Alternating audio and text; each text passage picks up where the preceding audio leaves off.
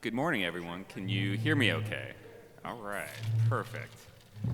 So again, thank you for having me. I'm Matt Levin. I'm the data and housing reporter with Calmatters, and I'm very excited to moderate this panel this morning on homelessness in California and possible solutions to the problem. We have a very good panel.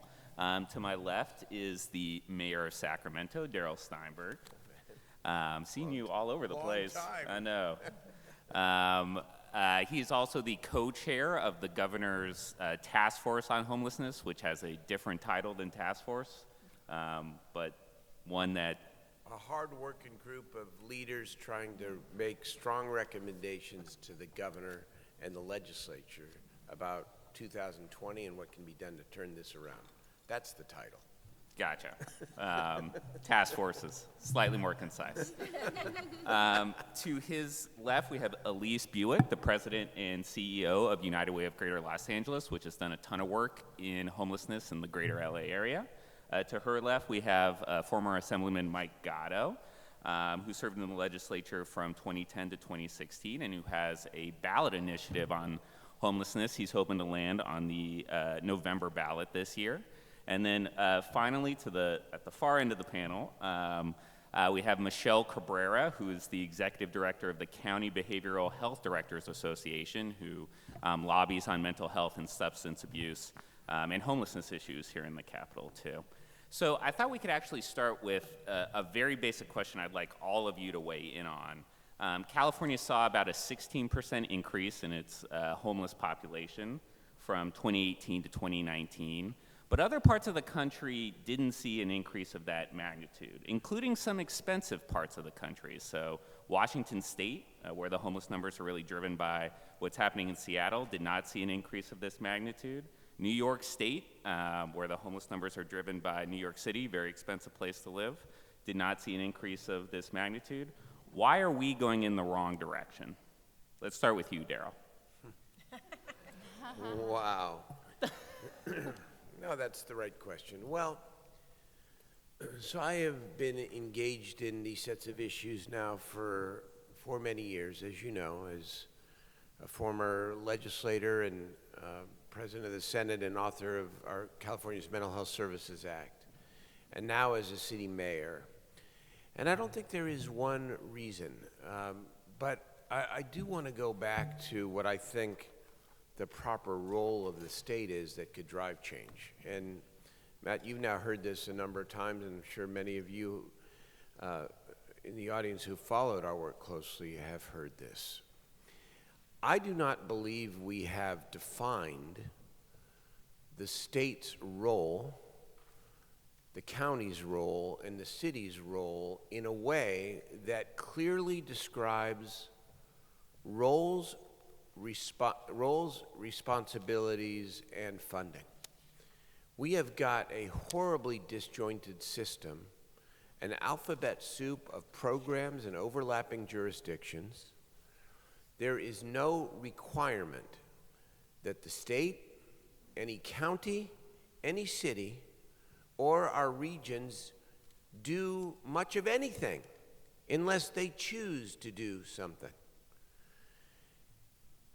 The combination of bringing people indoors being a pure option with the fact that there is no integrated funding strategy or benchmark or production standard to try to reach a goal, I believe is at the root of why we aren't doing better.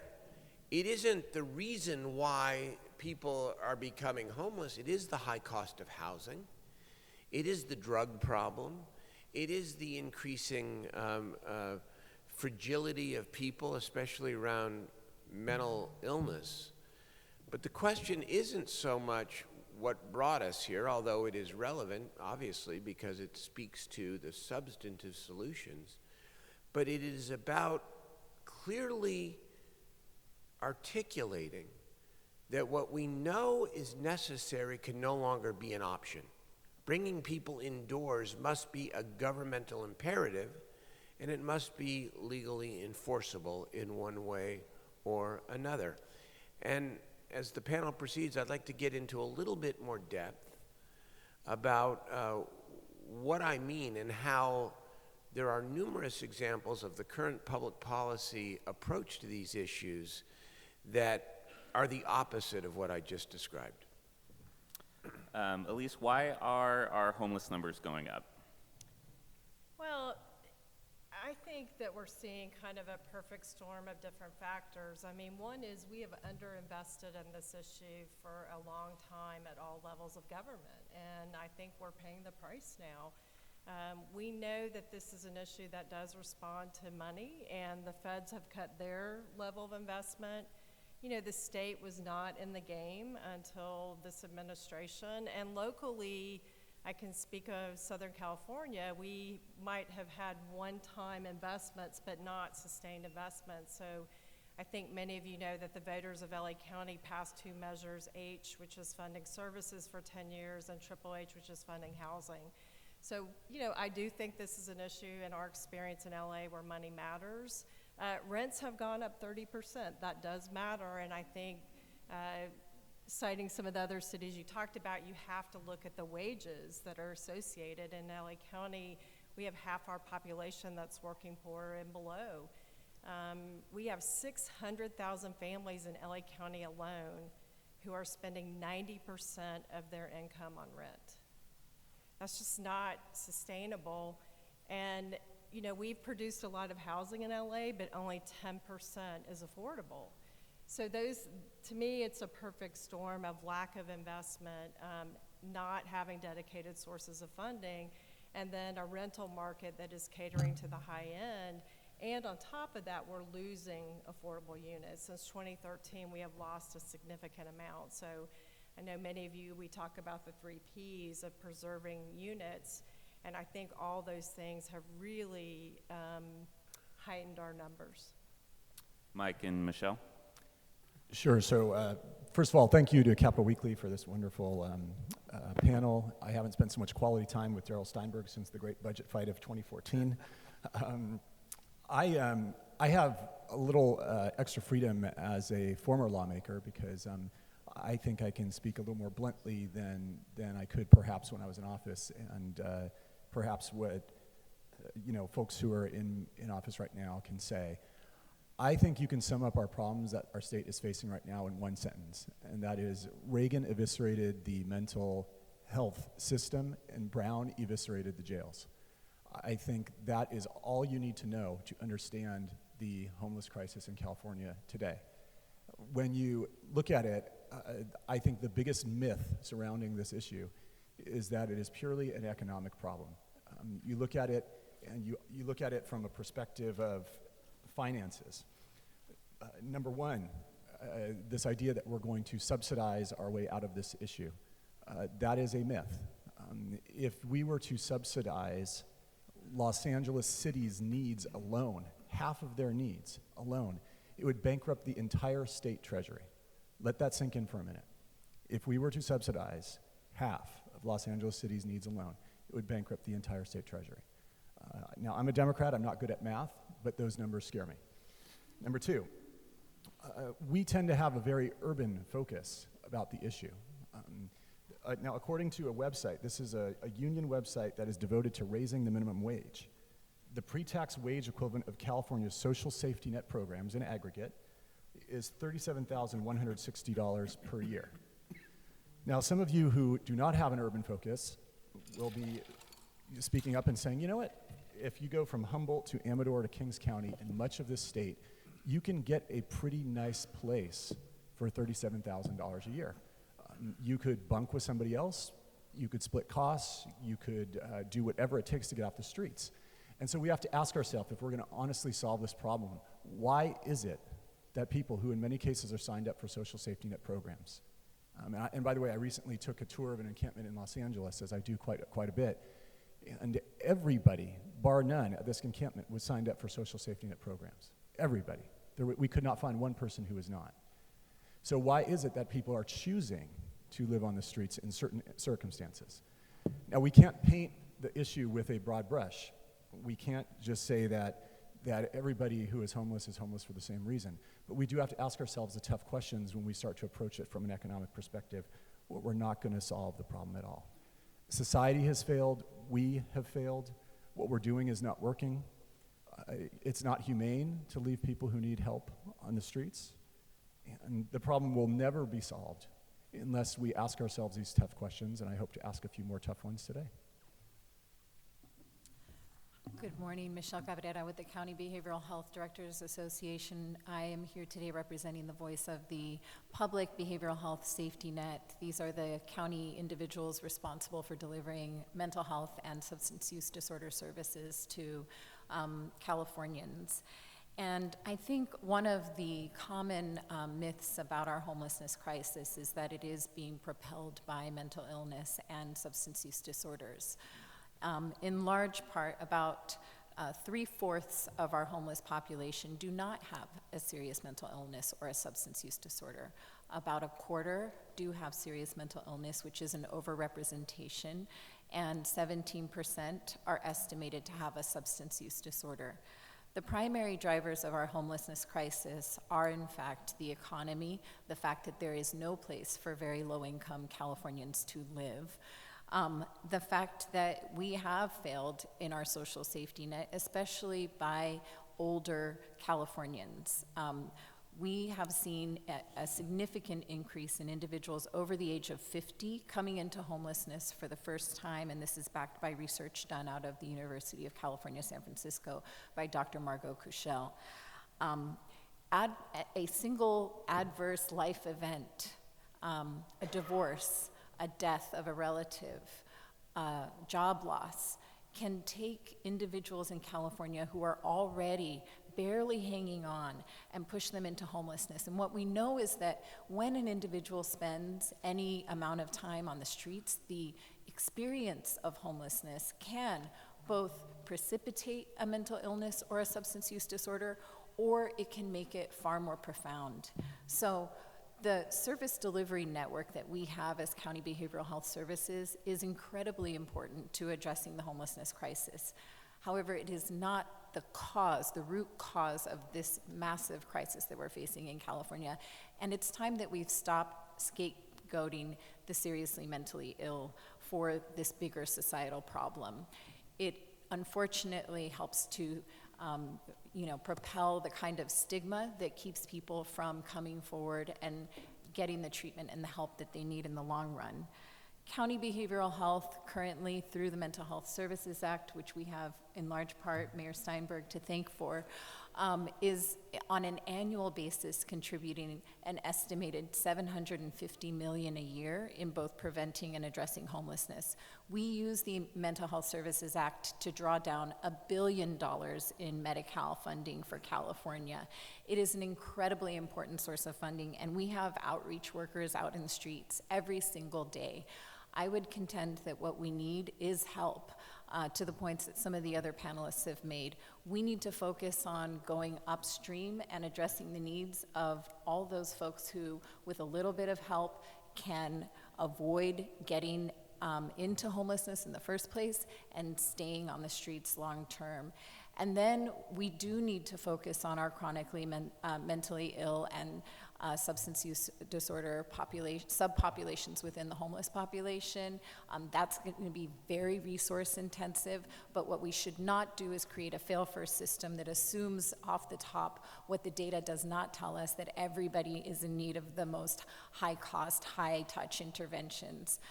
We do need help. We do need additional state investment, I would agree, but it has to be focused on the whole of the problem rather than the most severe chronic end of this problem. Thank you.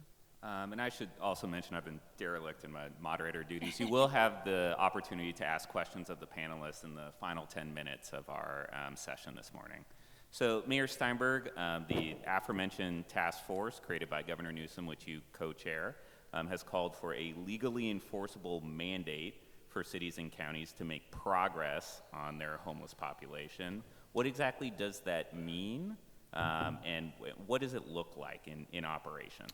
Well, we put forward a very specific recommendation that the governor, I know, is considering, and he may put out his own version of it. I recognize that and actually acknowledge that there may be 20 different ways to do what we suggest, but here's the basics of it. The idea is that every jurisdiction in this state, the state itself, counties and cities, have a 2019 point-in-time count. We call for a legally enforceable obligation to reduce those numbers by an aggressive but reasonable number over an aggressive but reasonable period of time. The numbers to be defined after David Chu's bill that was made the front page of the Bee today, which would call for an actual funding and gaps analysis of how much money we have and how much money it would take to get the vast majority of the 110,000 unsheltered homeless people off the streets. Once we know that gap, we can then determine how much more money is actually needed and the amount of time it will take to drive the numbers.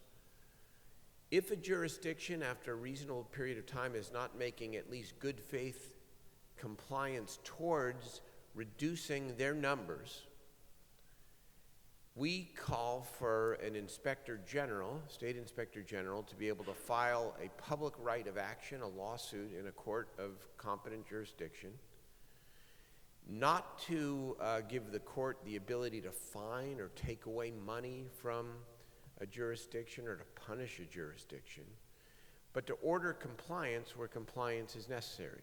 For example, you must get the money that you have out within 6 months instead of 2 years. You must consolidate your resources across jurisdictions because a regional approach is going to be more effective than a jurisdiction by jurisdiction approach.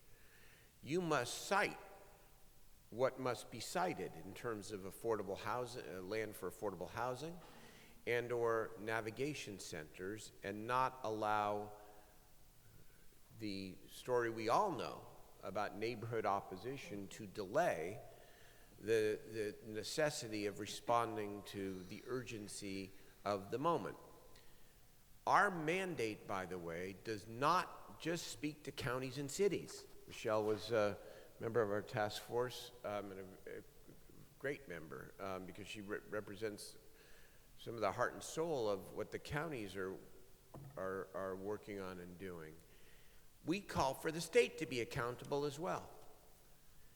This is a unique idea. It would be the first of its kind in the country, but it is based upon examples that are currently occurring in California.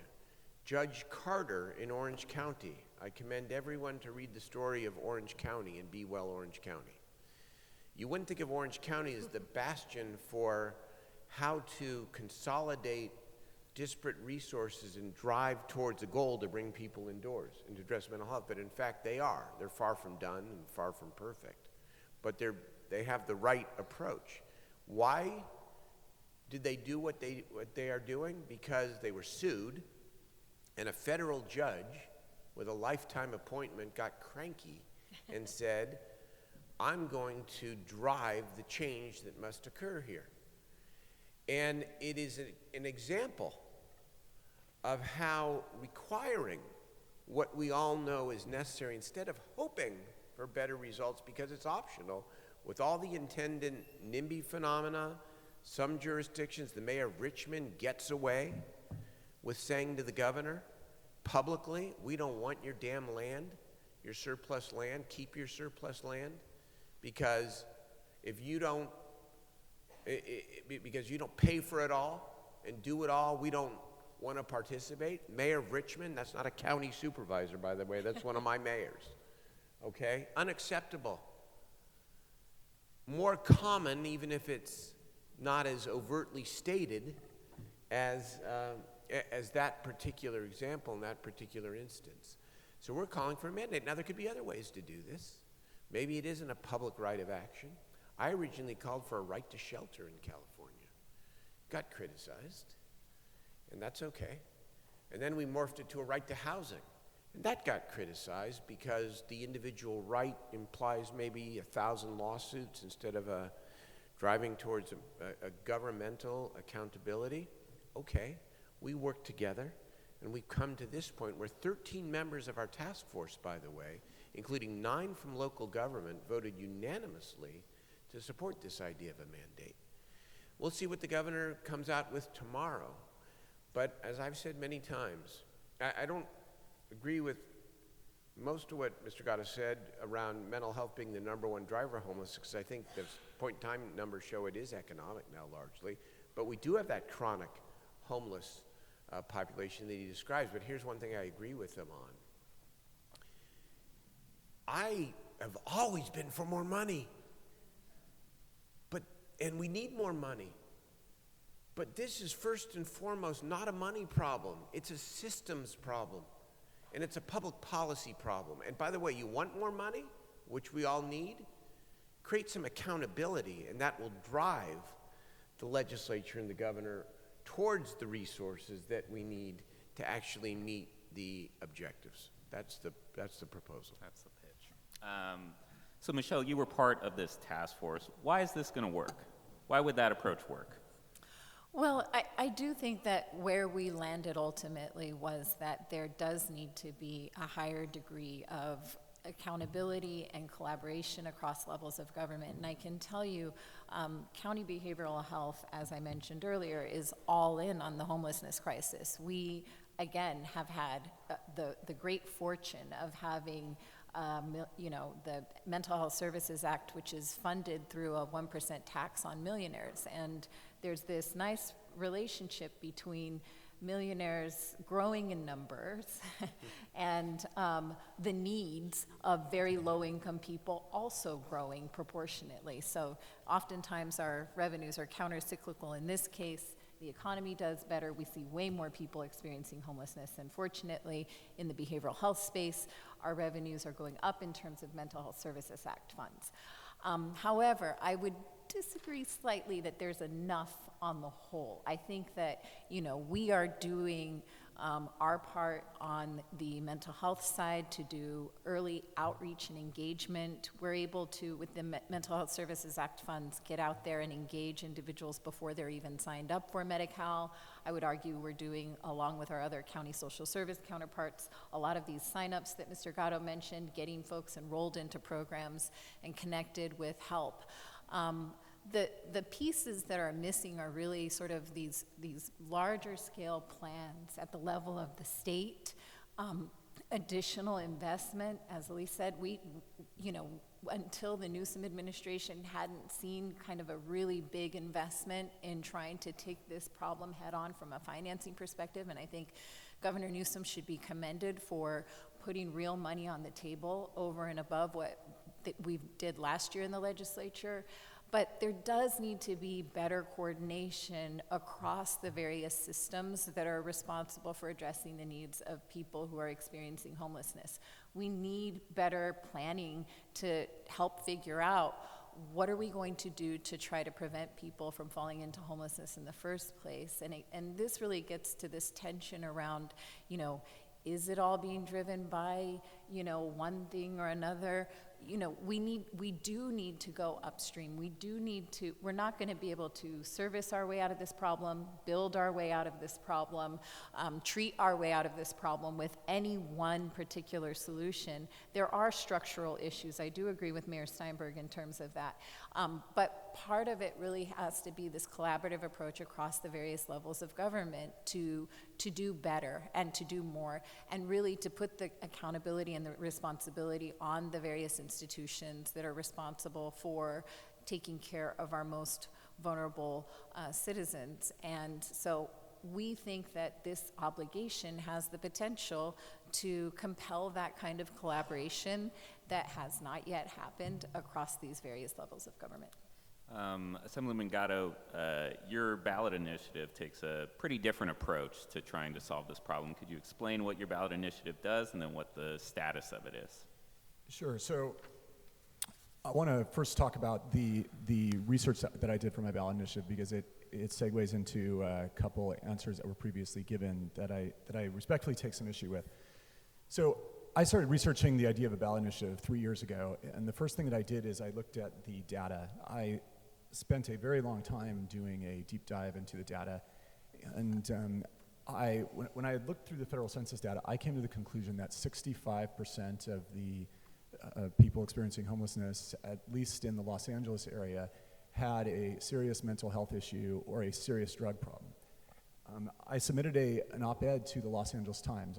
One of the things that I have done in my retirement to stay relevant is I'm a paid op-ed contributor to the LA Times, and I submit op-eds to other publications as well. And they rejected it. They said, they're not sure about these statistics. They had heard some of the people on this panel say that the statistics showed just the opposite. And they rejected my op-ed, and it ended up getting published in another newspaper. The LA Times then conducted its own year-long investigation. And they concluded, and this is the LA Times, this is not me, this is not some right-wing publication. The LA Times, after the end of studying the issue for a year, concluded that 76% of the homeless have a serious mental health issue or a serious drug habit. So I believe that statistic and the debate about that statistic has been put to bed. Now, I'm the first to admit that my ballot initiative is not for the economic homeless, for people who were homeless for economic reasons. That it's not. There are many reasons why someone might become homeless. It could be an LGBT child who was thrown out by their parents because their parents are jerks. It could be a abused spouse who flees an abusive relationship and goes to the street. But those are candidates for the rational, purely economic outreach programs that we all talk about, and which I think government has made tremendous progress on recently. In that circumstance, if there's an abused spouse, it's a matter of saying, hey, I know you need a place to live, so it's an outreach to a rational person, and then saying, here is where you can go, and making sure that that place is adequately funded. And the same goes for the other 24% of the people who become homeless. But for the 76%, I would submit that they need something akin to an intervention, and that's why I call my ballot initiative the California Compassionate Intervention Act. I'll start with poor Matt over there. Oh no. And just say that my ballot initiative starts with the premise that this is the same, that society needs to give the same love or tough love to these people living on the streets as we would give to a friend. Now, if Matt stumbled out of a bar at 2 in the morning and he was very, very, very drunk, and he's not, and he started urinating everywhere, and then he exposed himself to a group of people walking by. Where is this going, Mike? Well, I'll let you know where it's going, but I feel like I can pick on you because you obviously don't do this on a regular basis.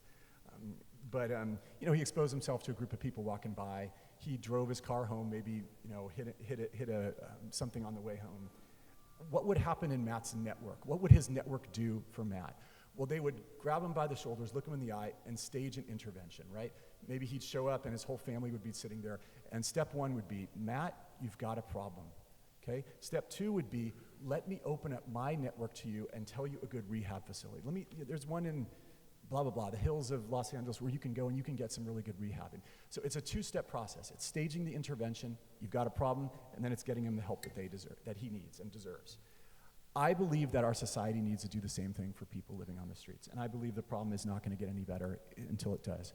So what my ballot initiative does is it takes 12 quality of life crimes, 12 crimes that tend to indicate that you might not be all there mentally, that you might not be in control of your faculties. It's things like defecating on the subway. I've lived in Los Angeles for the past 7 years without a car. I spend great periods of time on the subway. I wish I could tell you that I've never seen somebody defecating on the subway, but the reality is I see it about once a week, right? Now, if you're defecating number 2 on the subway at 12 o'clock on a Tuesday, chances are you're not in full control of your faculties. Chances are you need some help.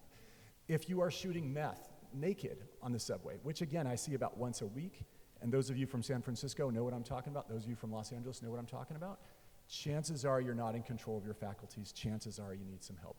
That is what my ballot initiative aims to target. Nothing else, nothing more, just that cohort of people. And whether it's 30% or 50% or 70%, I don't care. Our society needs to do something for those people. And it would say that if you are caught doing one of those things, which by the way is a crime, and most of these crimes date back to the foundation of our republic, there's no new crimes in my ballot initiative, that law enforcement would have to take you in.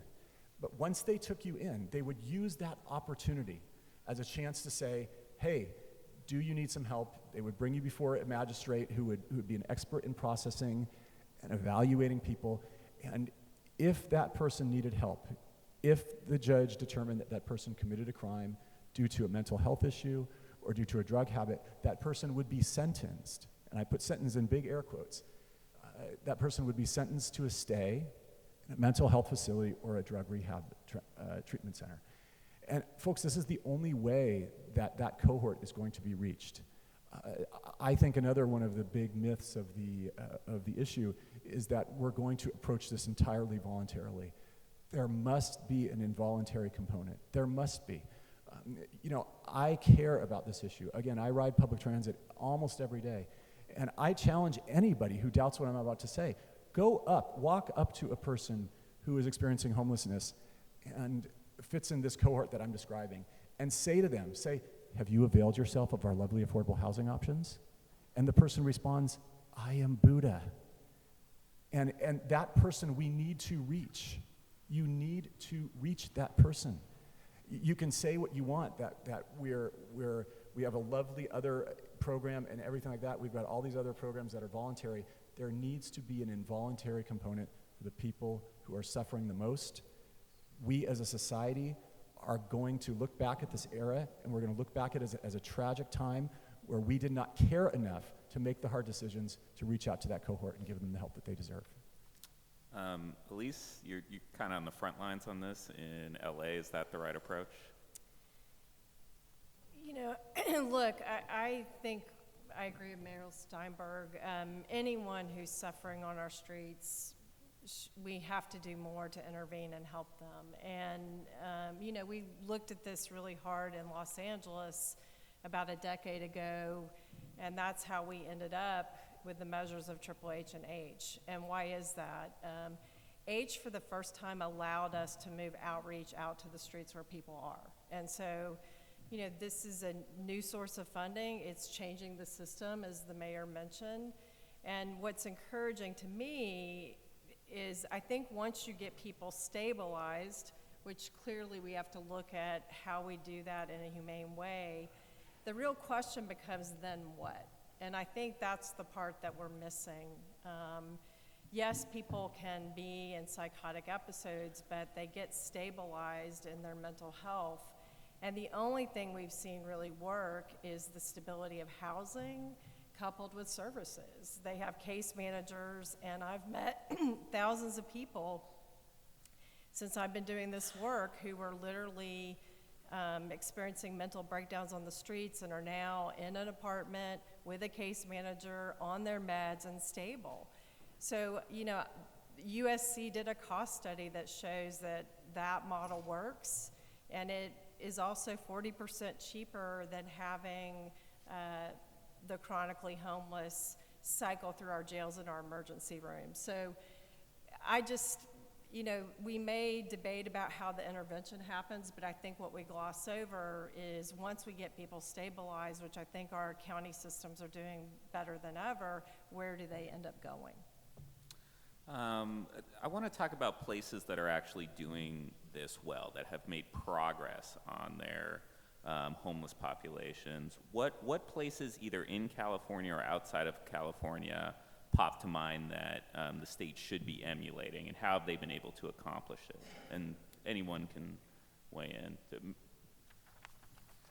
Sure, Michelle. So first, I just want to speak to one piece, on the 76% number put out by the LA Times related to the subset of the homeless population. We talked to the researchers to unpack those numbers and found that the question that was asked was, have you ever in your lifetime experienced a mental health problem? And so that is not an indicator of serious mental illness. I would also contend that an LGBT youth who was asked to leave their home by their parents probably has a mental health problem that they're struggling with. A survivor of domestic violence probably also is struggling with mental health problems.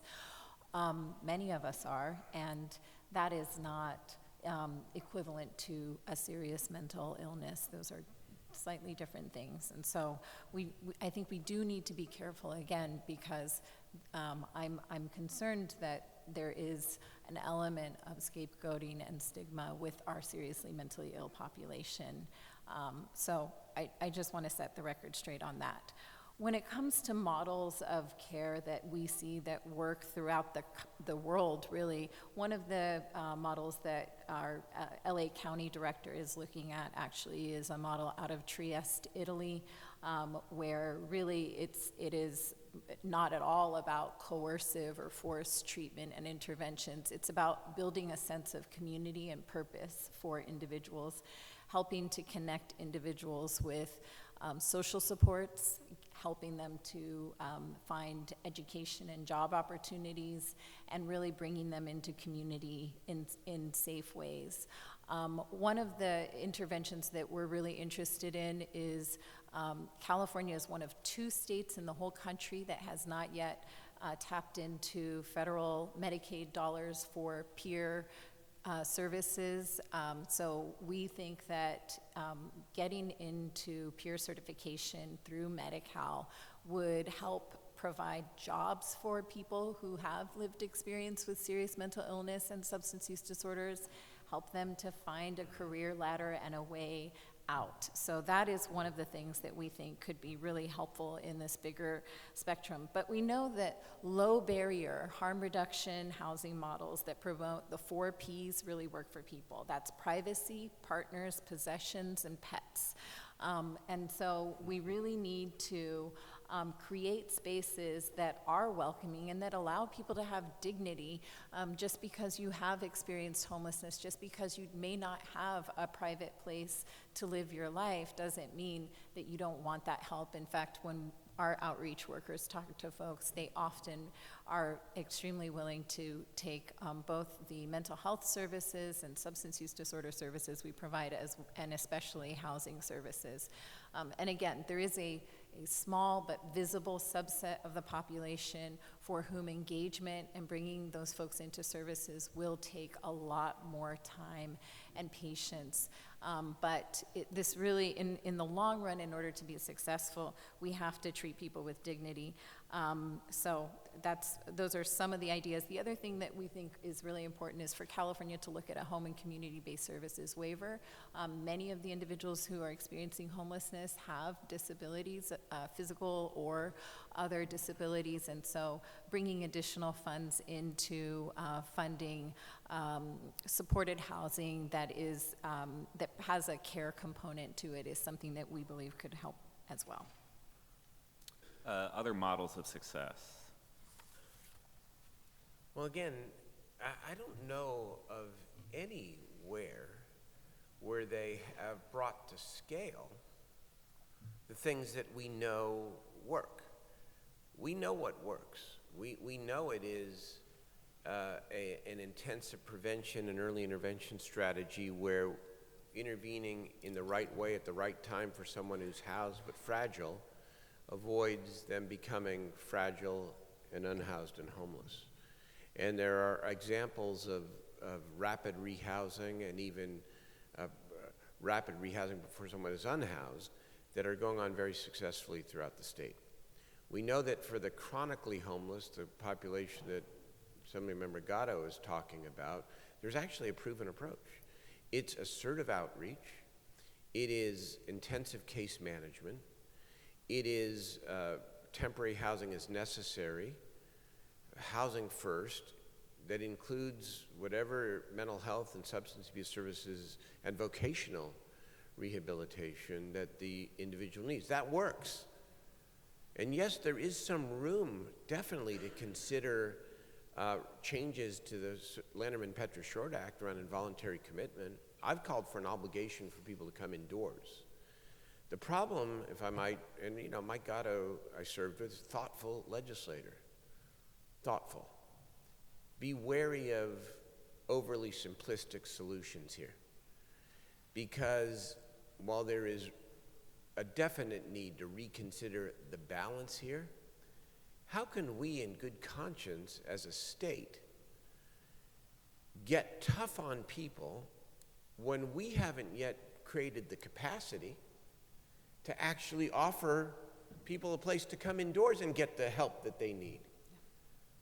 It seems to me that the approach needs to be a sequential one, that we have to obligate ourselves to create the panoply of options. And yes, I'd go farther than some of my friends and say, if once that's offered, if the individual isn't willing to come in for a variety of reasons, that nobody should be living on the street. That's not a civil right. I agree with Mike on that.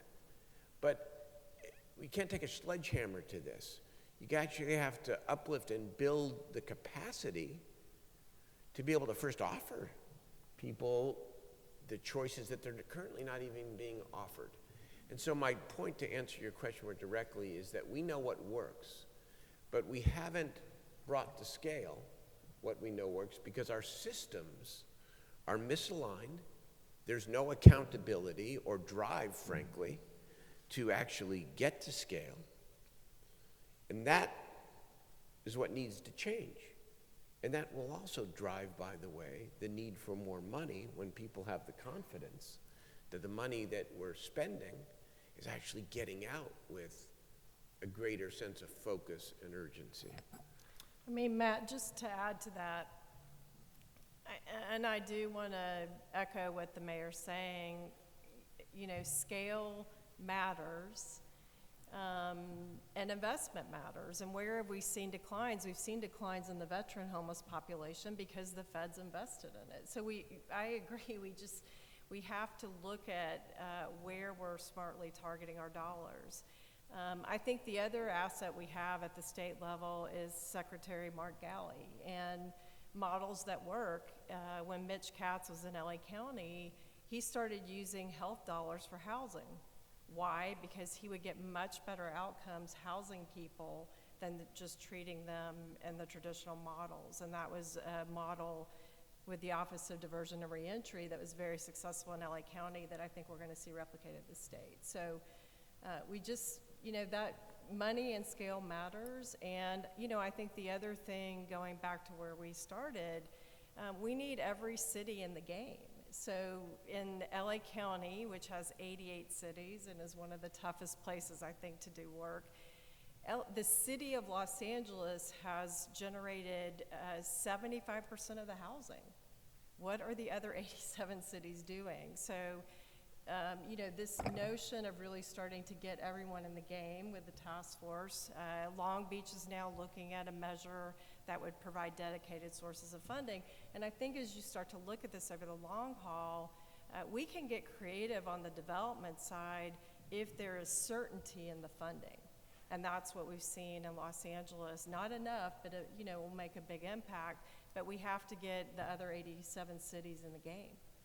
Mike, I want to give you a chance to respond to some of the comments. Thank you. So, first of all, Trieste is a very small city with a very ethnically and, in many ways, socioeconomically homogenous, homogenous population. And there's a lot of people who have studied the issue, including the woman who was paramount in making the Trieste model, bringing awareness to it, to Los Angeles decision makers who have walked back a little bit, and they recognize that the Trieste model might not work in California. The question was, what cities have had some degree of a measure of success? I think we, Democrats, have to be candid that Republican Mayor Faulconer in San Diego has had some degree of success, that some of the things that he has done have made San Diego have a slightly better approach to the issue. But if you look at Mayor Faulconer, I mean, there's a reason why he is considering a ballot measure that is 75% identical to mine. He has lived on the front lines of the homelessness issue. No one can accuse him of not caring about the issue or not trying to solve it. And I am considering partnering with him for 2022 to make our mutual ideas a reality in the state of California. when you look at some of the other things that were said, I think it really is clear to go back to, again, what my initiative proposes and what it doesn't. We are talking about the most chronically homeless populations who, whether you debate what the statistics are, who have a issue, perhaps with drugs, that makes them not be mentally present. And we are also only going up to them and only doing the outreach in my initiative if they violate the law. So I guess the first question would be, what crimes should we ignore from the homeless? Because of someone's housing status, do we allow them to get away with trespass? Do we allow them to get away with assault? Do we allow them to get away with rape? Where do we draw the line? Because to say that I'm somehow insensitive because I want to enforce the law is a little bit offensive. Because homeless people have rights, but so does everybody in this room. On the first day of law school, one of the things that they say, you can dance around as crazy as you want. I'm a horrible dancer. You can make fists as you dance. You can do whatever you want. But the minute that your fist hits my nose, that's when society has the right to enforce the law and to make you have consequences for your actions. Now, but again, I come back, when it comes down to it, I'm a total softie, and I'm very, very compassionate. I think that there's only 3 approaches, and I think when we talk about stuff and we dress it up with fancy rhetoric, you gotta ask, there are 3 approaches to this cohort that I'm describing. Approach 1 was what we did 10 years ago.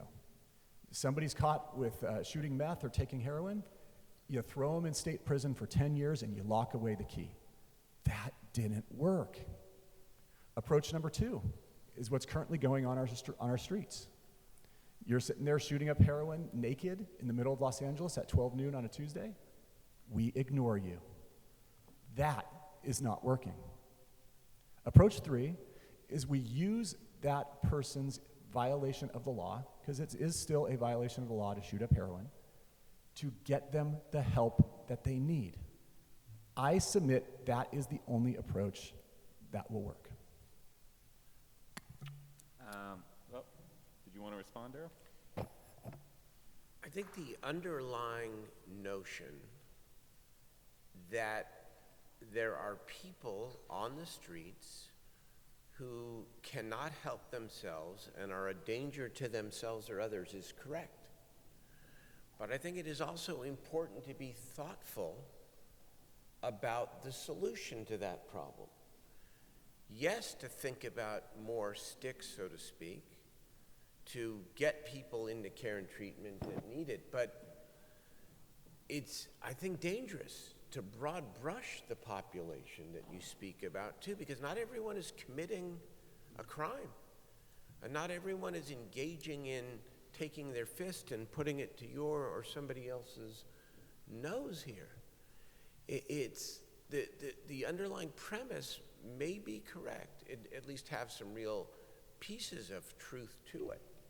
Because like you, I don't believe it's a civil right for people to be living in squalor. I don't.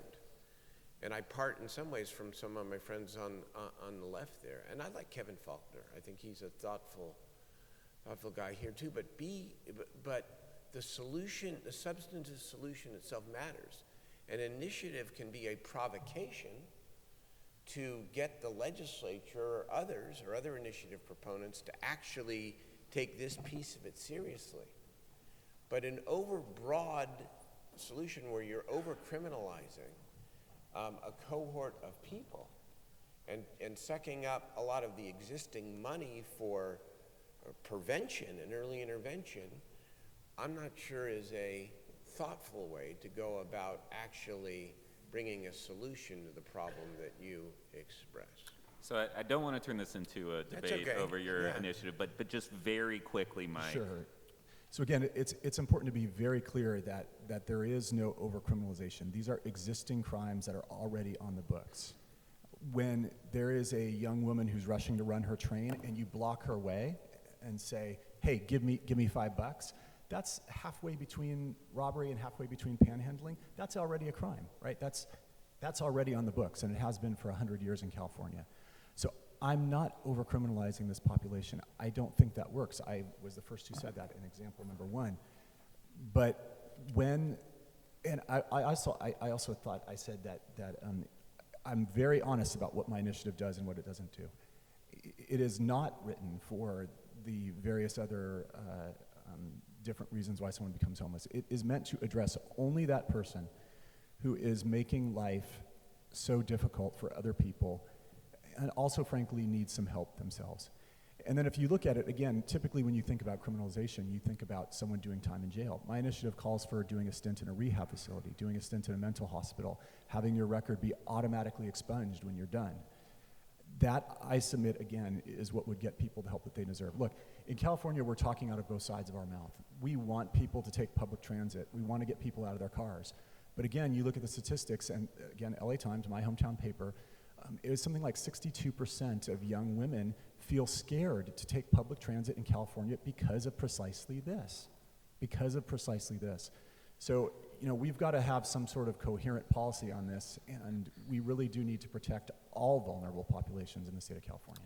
I mean, I guess I would just say that once they're stabilized and they go through the program, then where do they go? And that's, I think, our issue. If And you I have don't- faith in these people. I think many of them and- will get jobs and become productive members of Well, our society. that's not my experience. I want to switch gears real quick and talk about time horizons and the appropriate time horizon the average California voter should afford the state government in saying, okay, this is the amount of time that we'll give you to make meaningful progress on this issue. So what is that time horizon? Is it 5 years? Is it 10 years? Is it 2 years? You're shaking your head, Darrell. No, I mean, look, I think we also have to be honest with people. There's no cure-all here. And that those of us who are passionate about this are not claiming that we can cure it. I believe that the people need to see some meaningful progress, to begin to feel a difference right away, a year or two. They had to begin to feel that difference as a result of the investments and as the result of a new drive towards trying to actually meet enforceable benchmarks. So when you say feel that difference, that sounds kind of subjective. What does that mean? That means I'd see less people experiencing homelessness on the street, or I see, to see a reduction in the amount of street encampments. It is subjective. I always say, look, I can say accurately that in my city, since I become mayor, we've gotten thousands of people off the streets. Problem is, of course, they've been replaced by new cohorts of homeless people. So I would say there are two tests. One is to objectively reduce the number and percentages of unsheltered homeless people. Second is to have people feel the difference, that the freeway encampments are less, that that you can ride your bike along the river in Sacramento without feeling like it is like there are so many encampments. It is subjective, but I think that the people will feel a difference if we put real resources behind a drive towards a common imperative, which is to reduce the numbers on the street and bring people indoors. Elise? Well, I feel like I'm a broken record a little bit, Sure. but look, veteran homelessness is down 50% in the Right. past decade. We need it to be 0, but that is a substantial decrease. And I think if we make the proper investments smartly, voters should expect to see a significant decline in a 10-year horizon. I think while you are doing that, you also have to have accountabilities at all levels of government. Just to give you a quick example, when Triple H passed, it's 10,000 units in 10 years. Well, 10 years is a long horizon. The people that we're holding accountable today will be different in 10 years. So we worked with Council President Wesson to break that down to a 3-year commitment, and we put goals on all 15 city council members, which happened to be 222 units. We call it the 222 tracker. And so voters can go on and see how many of their city council members have delivered on that 3-year commitment of those units. And I can tell you, we still have one city council member in LA who has 0, and that's not okay. So I do think that this, look, it is a big issue, and what we often don't have control over is inflow, but I do agree if we can get smart on smart, sustainable investments over time, changing legislation to get housing cheaper and faster, and really layering federal and state local dollars together, we can have a significant decline happen. Michelle, you wanted to weigh in? Sorry. Sure. I mean, I think like with any crisis moment, we have an opportunity right now to be thoughtful about whether we fight, flight, or freeze, right? I mean, we can take this problem head on with a fight strategy that says this is not acceptable. We will do more. We're going to invest more. We're going to put resources in. And I agree with Elise. I think we do need to add more resource to this problem in order to start to stem the tide. We could freeze and do nothing and hope that the voters won't care, but I think the voters do care, obviously. Or we could just try to run from it. And in this case, you know, I unfortunately believe that if the economy were to get worse overall, some of the problem would soften because rents would become more affordable, and it would open up opportunities for people who are very low income to find some place to live. Maybe some of the investment in real estate would soften, and we could actually, you know, use up the housing stock we have. But absent that kind of change, you know, one of the fears, I think, is that we would not only see what we have today persist, but that it would grow, that, you know, the street communities would get larger. And so we do need to take aggressive action, and it does have to be throughout the entire continuum, from prevention to dealing with the current state of things, and then building, yes, potentially more housing so that in the future we have better options. But ultimately, it's a failure of a social safety net. When we look at the fact that so many people over 50 are coming into homelessness, you know, that is one of the indicators that suggests that our response to this can't just be about housing. It has to be about the social safety net as well. And ultimately, I completely agree with Elise that we do need help on the throughputs. We're asking the state to invest in stabilizing the board and care facilities that serve people with serious mental illness, because the board and care operators are getting priced out of the market. We are feeling the same pressures on our service providers as renters are in the market as well. And, you know, we need help. We can't compete with the market forces that make real estate so expensive that it doesn't make any economic sense anymore for folks to operate these homes that help provide a safe place for people to live when they need a little extra help. And so, some form of investment will help us move the needle on this. So I'm getting dirty looks now from the conference organizers. I do want to open, do we still have time for questions? No time for questions. We are over. Thank you so much to our panelists. Thank you for having us. Appreciate it very much.